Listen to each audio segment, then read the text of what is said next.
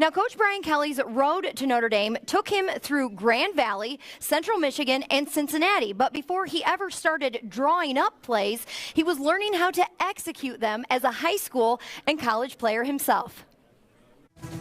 I read that in high school, you were 5'8", 155 pounds, and an offensive lineman. Now, Yes. Nothing personal, but that is shocking to me. Yes. Well, I had a little bit of a growth spurt, but I was a pulling guard. We were a wing T offense, and I was actually a linebacker, and a couple of offensive linemen got hurt.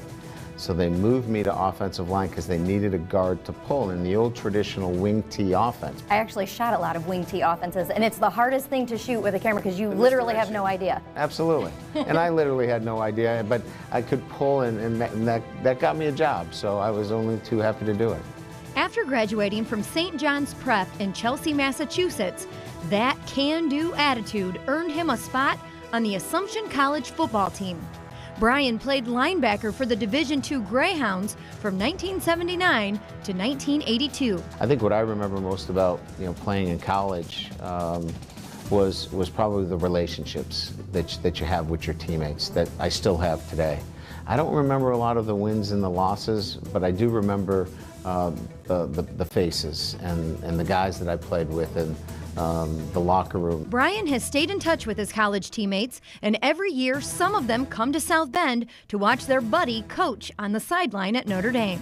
We're looking at this guy that we played with, and we're happy for him, but we see his success, and it's awesome. It's unbelievable is what it is. We walk around here and we pinch ourselves every time we get off the plane. Say, can you believe we're doing this again? Dave Hazel and George Verastro were captains with Brian on the 1981 Assumption team that won 8 games. What you see now is what he was back then. Not much has changed. It's very familiar when we watch him on TV. There's a lot to be said of his character back then carrying over to today. Brian graduated from Assumption in 1983 with a bachelor's degree in political science, and he tested the waters in the real world, but quickly found out it wasn't for him. At what point in your life did you know that you wanted to be a football coach? I think it was probably going on my second year when I was working in state government for a state senator. I'd kind of look out my window around 2:30 in the afternoon and go, man, why am I at a desk? I really need to be coaching. They didn't have a football slot for a GA. They had a women's softball coach slot. So I said, I'll do whatever I need to do to get in, and I took the women's softball coaching position to have a chance to coach football. And at just 21 years old, Brian took an unpaid position as the Greyhounds' assistant softball coach. He would eventually take over as the head man. Working with women was really great because, first of all, they weren't going to the professional ranks. They were playing because they loved to play. And I really enjoyed coaching the women because they were so committed to wanting to learn. And I think I learned about teaching, really, quite frankly. He was a great leader. He was a great motivator.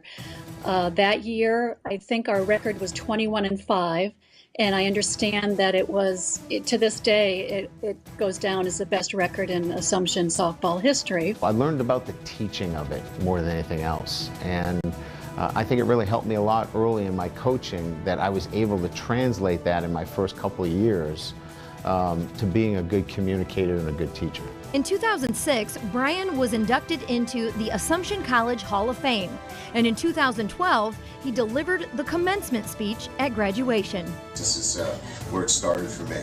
This is where I learned a lot of life lessons that have helped me be where I am today. Brian has taken that valuable experience as a coach and player at Assumption and has used it to help him throughout his coaching career. The peer relationships that you have and the camaraderie, and I was a captain as a junior and learning so much about how to handle yourself as a captain and the responsibilities of backing up all the things that you do both on and off the field, has helped me today and helping our captains. And that's why When your locker room is right and the guys care about each other, you got a great chance of being successful.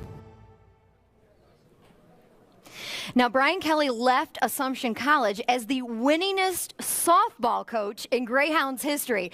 Now, everyone we talked to at Assumption said it's hard to believe how far he's come, but at the same time, there was just something about him. They knew that Coach Kelly was going to do great things. It was just a matter of what that greatness would be. So cool.